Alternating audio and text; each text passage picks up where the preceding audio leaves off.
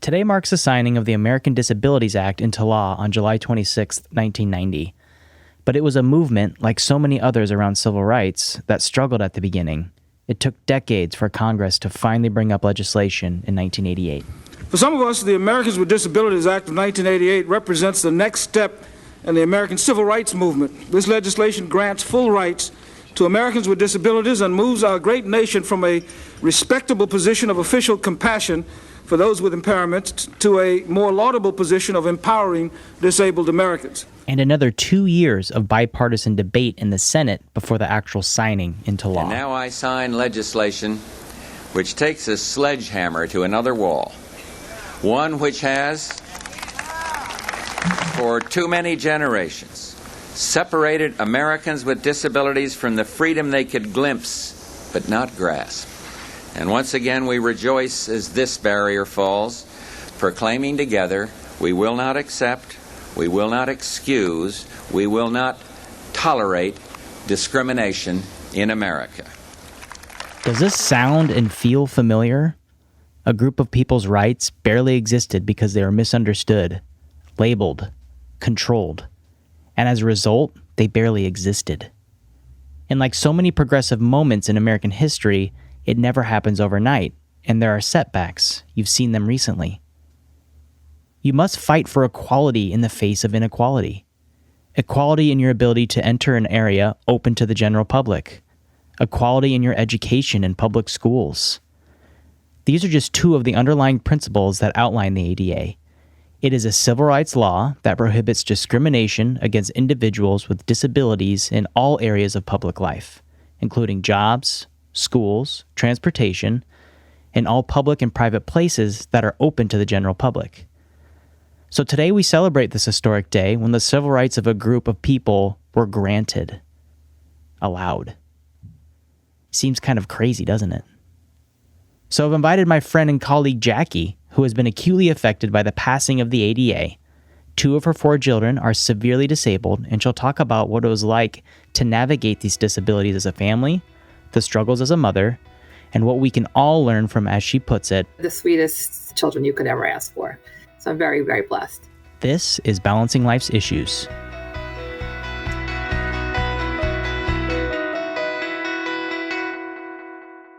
Are you recording? Oh yeah, we've been recording the whole time. Oh, good. Great.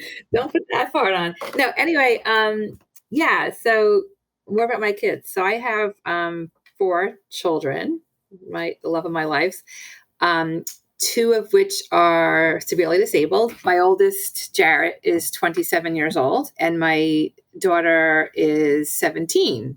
She's the youngest. So I have 3 boys and a girl. And so my oldest and my youngest are both developmentally disabled. They have severe disabilities. They don't walk. They don't talk. They need everything done basically for them. But they're the sweetest children you could ever ask for. So I'm very, very blessed. And then my 2 middle guys are Jacob and Jordan. And Jacob and Jordan are not disabled? No, they're not. And how old are they? Jacob is 22 and Jordan is 21. Wow. So can you tell me a little more about like their relationship together, like the 4 siblings? Unfortunately, the last couple of years, the 4 of them are all in different locations.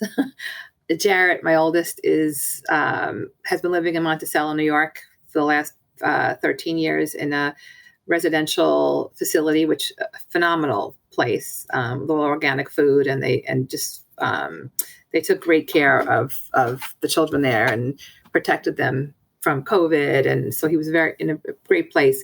He was just currently moved about a month ago to a group home because he aged out of his residential facility.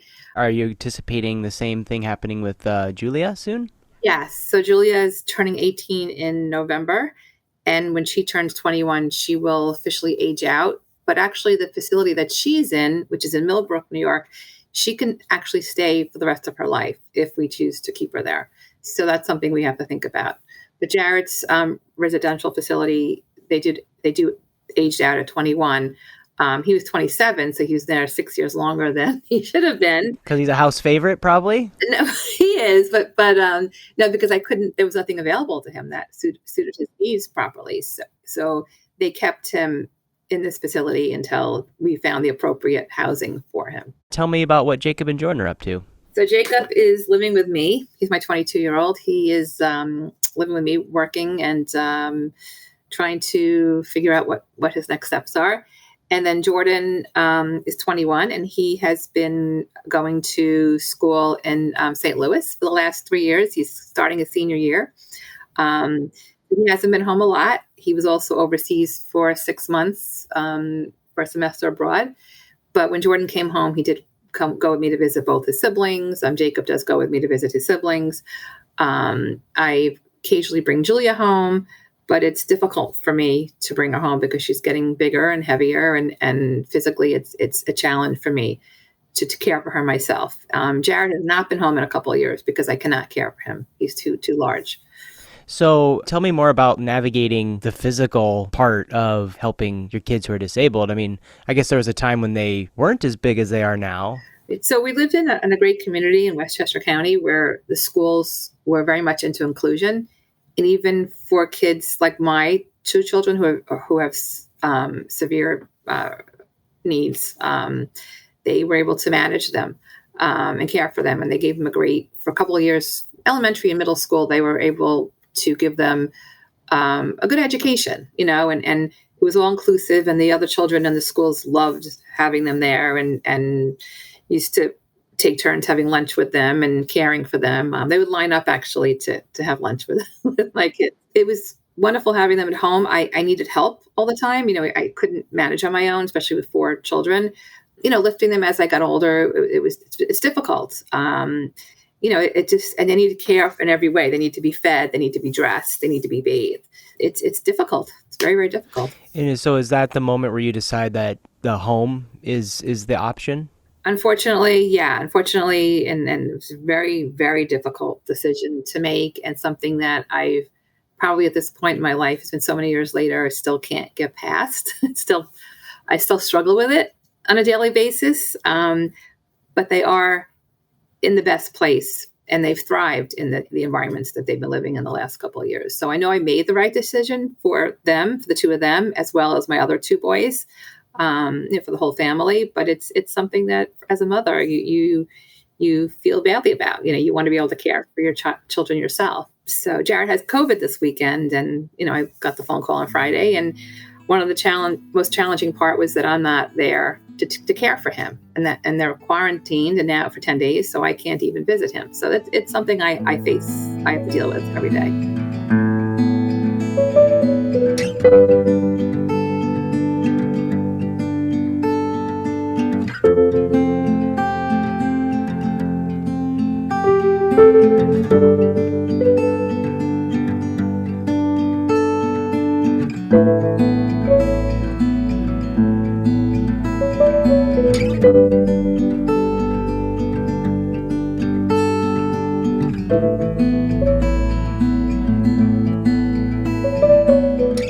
Kind of when it comes to the ADA, is there anything that comes to mind through navigating with Jarrett and Julia? Can you imagine a time when the ADA didn't exist? I don't know what it was like before the ADA, so it's hard to say. But there's still it's a great thing they implemented. But there's a lot more that they can do. It's a good stepping stone. It's a good beginning. It's challenging. Like when we go to New York City, it's and this is just one example. You have to be very careful what restaurants we go to. We have to find out ahead of time, are the restaurants, first of all, spacious enough so they can accommodate the wheelchairs? Are they handicap accessible? Do they have ramps? Are there stairs? So these are things we have to think about as a family before we go to a restaurant, or we go on a vacation, which we did when the kids were younger. We have to go on a plane, or you go in public transportation. These are things that you have to think about beforehand, because if they can't accommodate wheelchairs, you can't go. We could never go to the beach. Beaches are very, very difficult to go to. So there's a lot of things, unfortunately, in my family's the years as my kids were growing up, that we couldn't do as a family because of the wheelchair accessibility, or the lack of the wheelchair accessibility. As they get older and they're adults, it's more and more difficult. So we don't bring them places with us, necessarily anymore, unless we know that it's very, like a mall, for instance, is handicap accessible and wide open space, and we're able to bring them there. But we can't bring them to a music show or Broadway show or anything like that, or concerts. Well, I will say, as someone who plays in a band, in venues, if you ever want to come to a show, I will make sure that there will be space in an area for you guys to come hang out if you need it. That's great. That's great. Thank you. And my kids love music, so they'll probably enjoy it. Can you tell me a little more about the things Julia and Jarrett enjoy? Jared and Julia are cognitively at a young age, so they're like babies or toddlers. They love anything musical. They love music. They love playing with musical instruments, any cause and effect toys. And they're very interactive. They love very social. They love being with people. They love being held. They love being played with, cuddled. And my son loves to be wrestled, like any other boy, anything that's interactive. They like. I was listening to Inclusion in Education podcast. They had a guest on who couldn't speak, but they developed a way for them to speak through touching something on an iPad. What they discovered was that he was a functioning adult in that capacity, but just didn't have the ability to speak. And could you talk a little more about that? Because I think on the surface, when you see someone with a disability, it's not necessarily a stigma, but there's an assumption Right. that they don't know what's going on. They're helpless. From your experience as a mother and what you've learned about your children, what have you discovered about them that someone might be surprised to hear? We don't know how much they understand, but I, as a mom, know they understand a lot. So we always talk to them as they, understand completely. And we encourage everybody else and the staff do the same thing. They do speak to them and tell them what's going on, explain things to them. I FaceTime them and I talk to them and ask them how they are and what they did during the week and if they're happy or if anything else is going on I should know. And they can't always respond back, but I tell them about my week and what I'm doing and what their siblings are doing. They understand a lot because if you ask them a question, my son Jarrett, for instance, will blink his eyes when he understands something. It means yes. Or they'll clap their hands for yes. Or they both of them, if they don't want something and they know how to say no, they will shake their heads back and forth. So they understand a lot. How much I don't exactly know, but they do understand a lot. With it being Disability Independence Day, two-part question. One, is there anything that you want someone to know that you learned from your children? And two, what kind of message would you have for, a parent who is either discovering they have a child with a disability or is there anything you'd like them to know from your experience? So as growing up, I did know of some other children in my neighborhood that were disabled in different capacities, and I remember being very uncomfortable around them. But then getting to know them, I would try to talk to them, and I wasn't as uncomfortable. So I think that I know that it's uncomfortable. It's difficult for people to see people with disabilities, people that are considered different, but don't be uncomfortable around there. They're human beings. Most people love to interact with other human beings and want to be included. When we're in the street and children look at my children, the parents will say, "Don't stare." And I'm like, well, let them look, let them ask questions. It's fine. It's not something to be afraid of or uncomfortable. And if you react that way to your child, they're going to think it's a bad thing.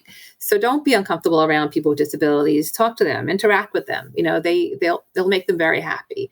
As for the second question, which is a tough question, I really feel for parents that are just realizing that their children are disabled, because when you realize your child is disabled, it's honestly like a death. And you go through the mourning process, and you can go through a depression, and you can go through the anger. Every step you have with losing somebody with a death, you go through the same steps with realizing a child is disabled. And I feel for them. I just I went through a support group for a number of years, and I met the most amazing group of women who were going through exactly the same thing. And they were a huge, huge support system for me, and that helped me a lot. And then I met some of my best friends now. For the last 27 years, are parents with people, with children with disabilities, and reach out for help, ask for help, find people that are in the same situation as you. And it could be difficult. I used to go to these support groups and cry all the way home, But all in all, they really were supportive, and they helped me tremendously. And to this day, 27 years later, I still have these wonderful, amazing women in my life that have been such a huge support. And I believe I am for them as well. And it's important. So seek the help. Big thanks to my friend Jackie for her willingness to share her story today. Our hope is that stories like these can open you up to someone who has a different life experience than yourself. What can we learn from one another? Only then can we exercise empathy. And as times change, we all move forward. So how can a day like today help guide you to foster an environment that includes, not excludes? Not just as a family member or friend, but as an employer. Every employee deserves a chance to succeed, and that begins with you being open to their unique life experience. It's up to you to advocate for inclusive work environments and be the change you wish to see in the world. My name is Kai Sorensen, and this is Balancing Life's Issues.